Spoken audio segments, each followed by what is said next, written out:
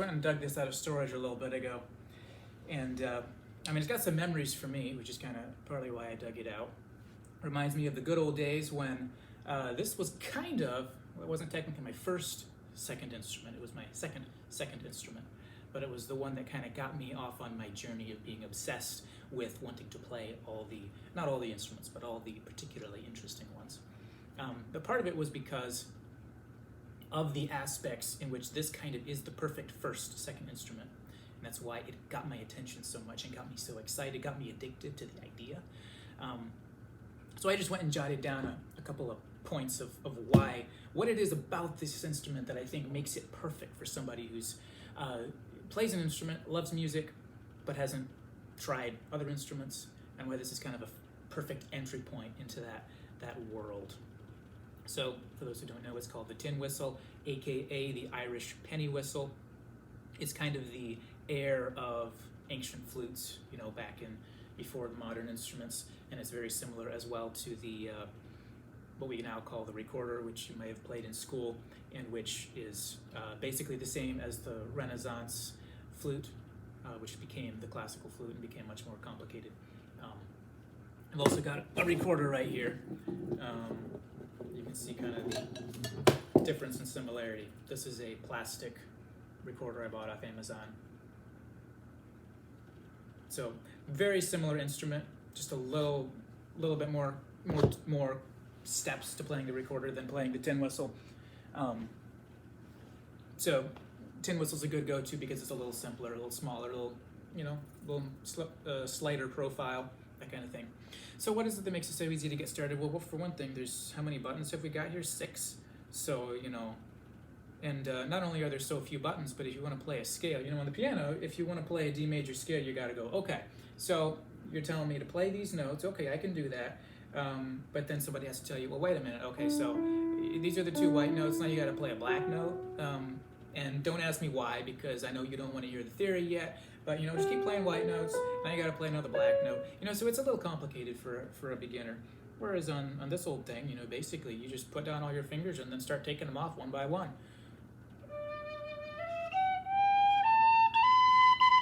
Then it gets a little complicated up top, but once you get to the octave, the highest note sounds better if you actually put that down. I don't know why, I don't know how something to do with acoustics, I guess, but.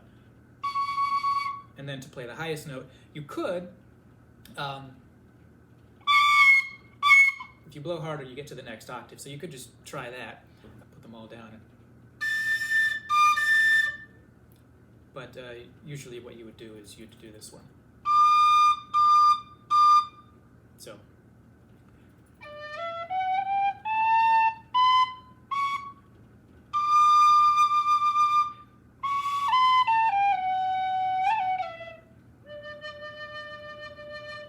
So the major scale is ready to go other than those top 2 notes. And the second octave, you know, in contrast to, let's say, the guitar, once you get to the second octave, you don't have to learn a new scale, you just play the same one again with a little more pressure coming out of your voice. It's portable, it's pretty inconspicuous. I mean, you could stuff this thing in your pocket. I mean, it'd be sticking out, but you get my point. Take it with you camping, or, you know, take it when you go to, you know, play piano at your grandma's house, if that's where you go to play piano, you know, you get my point.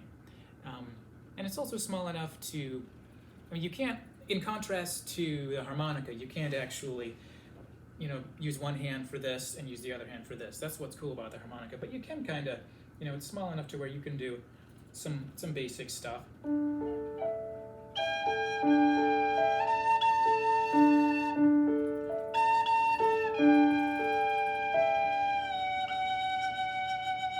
You know, so that's kind of convenient. It's not like a big old instrument that would be difficult to do that with. The harmonica is better on that side, but there's a lot of reasons that I don't prefer the harmonica. And it's got a beautiful sound when played well, and I'm not suggesting that I'm playing it well at all, but the better you get with your embouchure, if I'm pronouncing that word right, there's something to do with the way you shape your mouth and how that affects the sound of it. And also the way you do vibrato, and my vibrato is kind of shaky. But once those things really are going well and somebody's really comfortable and they're not, you know, getting halfway notes like I get once in a while, played well, it's a really beautiful instrument. And it's actually a professional instrument. You know, in Irish music, it's people who play it well can make it sound really beautiful. And it's also got just some of these little added bonuses. It's very intuitive to access the equivalent of string bending on the guitar, bending notes. So you just kind of move your finger off real slowly. And that can sound decently good in it. And it's the kind of thing that you can just be goofing around, playing around, and then you're like, oh, I want to have a bent note. And then, you just do it, and it might sound kind of bad, but if you're just playing around for fun, it doesn't have to sound perfect. You just enjoy yourself.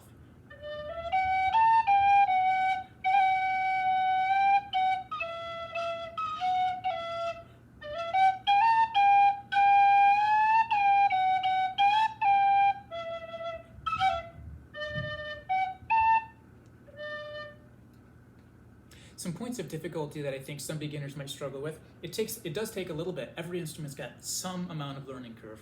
I think the learning curve for beginners, particularly somebody who's already got a different instrument, I don't think this would be that great. Like I know recorders used to be, I don't know if they still are, but they used to be the thing in schools. Just start kids off with the recorder. I don't know how I feel about that, because there are a lot of nuanced aspects where it's kind of ugly if you play it really badly. Like if you just take this thing and go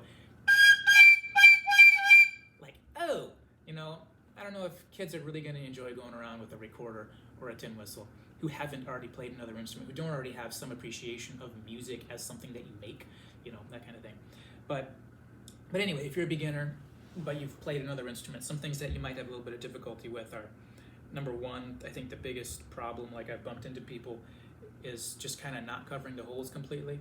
So you have to get every single finger has got to be controlling these holes. And if you've got like just this tiny bit to where you still can't see the hole, but your finger's just not over it completely, it's letting a little bit of air out, then you get the difference between this and let's see if I can make a bad one.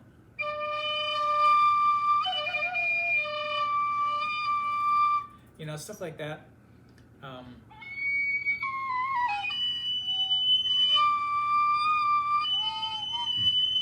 It can just sound nasty, so getting that first bit down,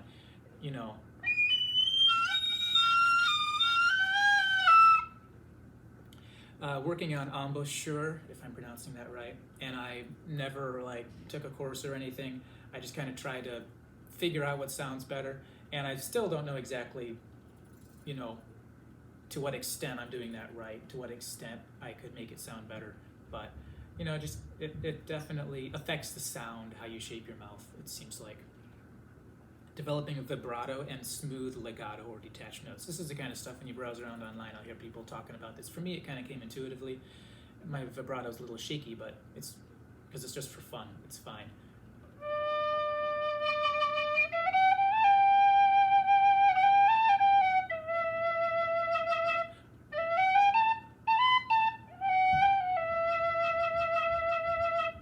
Just using my stomach muscles or diaphragm to do that. And I think there are some other methods. And of course, with harmonica, it's entirely different, where you've got the whole hand. I think they call it vibrato. They might call it tremolo or something, but it's different in that case. But I think with tin whistle, it's usually they say to try to do it with your breath. Can't think of any other way. But that could take a minute. And depending what style you're going for, doesn't sound half as good without a little bit of good vibrato. And then the smooth legato thing, this is where they say think in your head, like do it with your tongue. So you could use your breath to detach the notes, like that kind of thing. But it's a lot, it's going to wear you out. It's a lot easier and more enjoyable to use your tongue, the equivalent of going dun, dun, dun, dun, dun. So for example,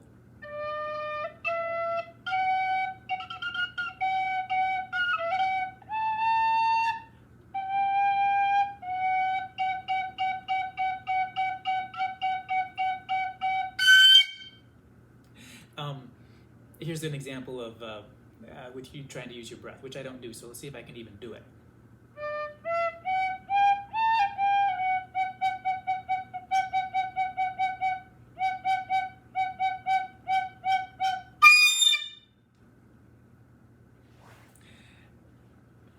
Using the second octave can be tricky for sure, because you just got to blow harder. It's kind of louder, and depending where you are, and also depending on how easy you get headaches, you might just not really want to do the second octave. But that can be a little tricky to get the hang of, because if you do give it like not quite enough air, then it just kind of screeches a little bit.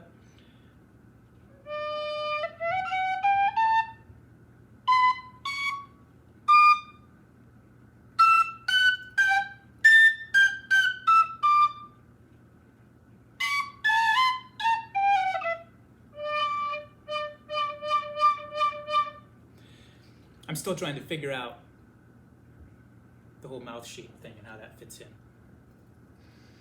Now, I think if you're thinking about trying one of these out, it definitely helps if you've got an understanding of music concepts from any other instrument, particularly kind of like how melodies work, that kind of thing. So if you've played piano, or if you played melodic guitar, like electric guitar, that kind of thing.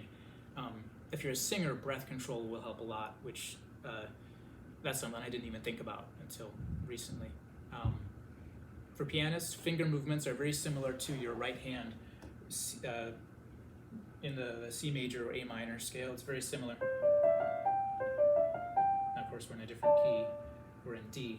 Typically, tin whistles are in the key of D major. But that hand motion, the 1, 2, 3, 4, 5, it's basically the same. Of course, you're using two hands, but let's do the one hand version.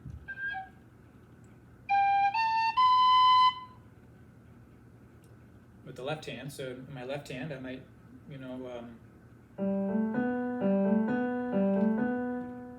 very intuitive. You're used to it as a pianist. You do that all the time.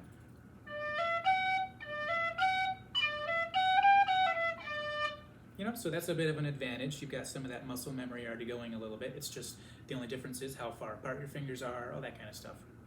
And of course, the funny things like it still confuses me, particularly now because I haven't touched this thing for like a year. But the leading tone and then the octave, that kind of thing. Now, some parts about why it's so compelling to pick up this little toy as an adult. Pick up a little toy when you already can play really awesome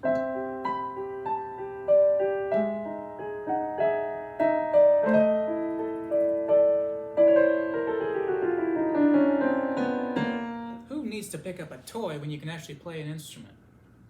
Well, here's some reasons that I found it exciting, massively exciting, even though I could already play piano and I was a beginner at guitar and I could play guitar open chords enough to sing along with. So why picking up a $10 thing off Amazon was a great deal of thrill for me. So here's some things that are unique compared to other instruments about this really easy thing you can, almost master in a month. It seems like you can almost, of course you're not, like I said, people play it professionally, so I'm not talking about that, but like you can have fun with it 3 days in, Controlled sustain. So the most popular first instruments that people learn, such as piano and guitar, have kind of an attack sustain kind of thing. And I'm not using technical terms here, I'm just making up words, but more of an attack sustain, like drums. Bump, bump, bump, and if it sustains, then it's like, it goes off, versus the kind of thing you would have with vocals, more of a dynamic sustain. I mean, you can emulate. You can try to emulate the piano type sound. Ew.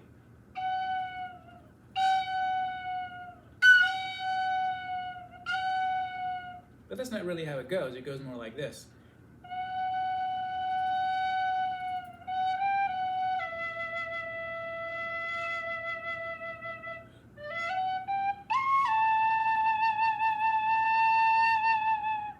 Get louder, you can get softer, you hold it out, all that control you've got, which if you've done any singing, then you're used to having that, but you're used to having it with your voice. Your voice isn't, one of the things that you play. And definitely that's something that we recognize for the violin, and then for the whole gamut of a lot of the orchestral instruments. We think of them like that. Imagine listening to a film score if every single instrument only had the attack release setup instead of a little bit of freedom to swell a little bit.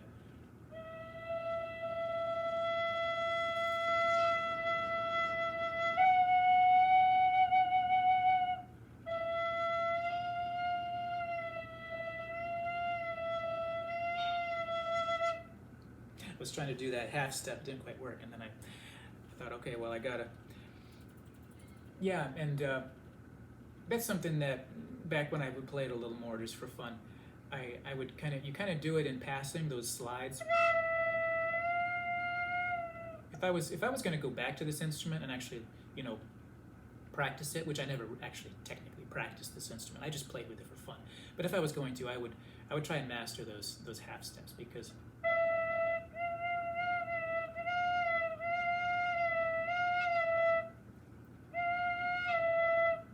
it's way more satisfying once you've gone through the motions enough, you've practiced enough to where it's muscle memory, and then it feels, that's why practice, quote unquote, it's not fun, but it is, because you get the benefits, and then everything is so much more satisfying and feels right. Anyway, I was saying something else before I got distracted.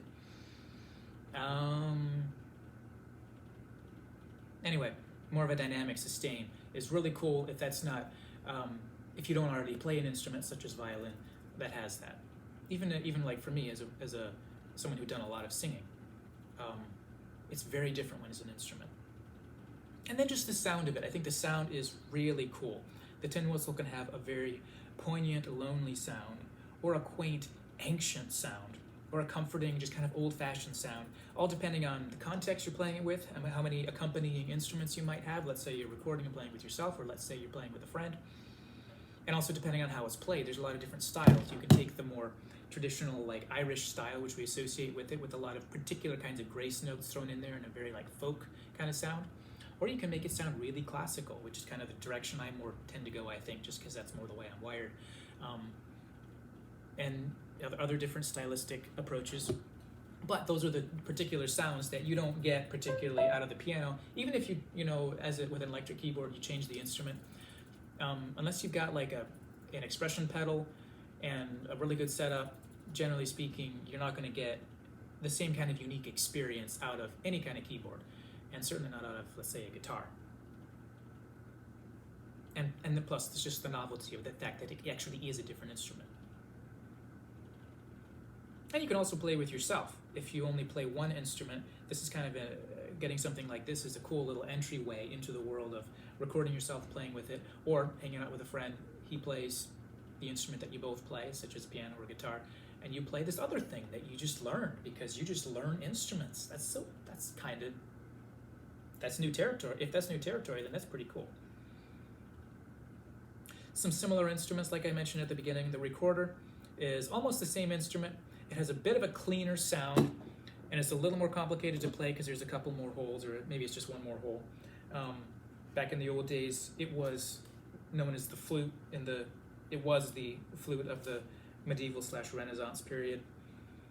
It's also played professionally. You can go online, go on YouTube, and look up recorder, quintet, or recorder, ensemble.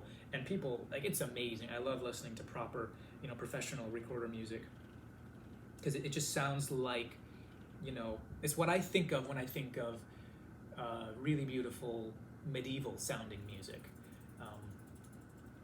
But this is what, like I said, it has a bit of a cleaner sound than the tin whistle does. So this is the recorder.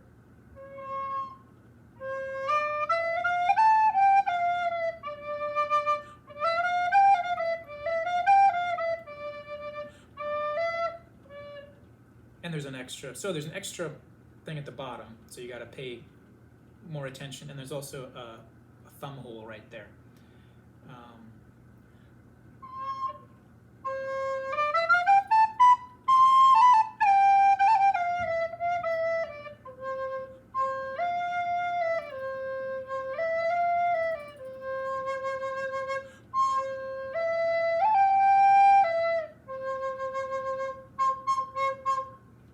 And if I remember right, the sliding isn't quite as easy. Let me try that.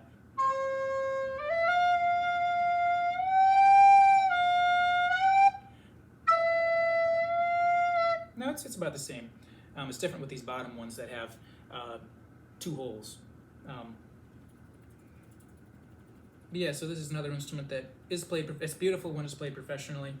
You'll hear it pop up in film scores and stuff like that, mostly in like the medieval Renaissance kind of context, and it'll be an ensemble, usually of a very kind of Baroque style, in the sense of multiple voices playing multiple melodies that harmonize together at the same time.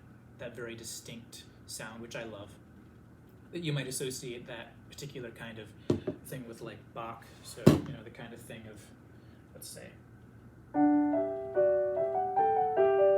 that kind of thing.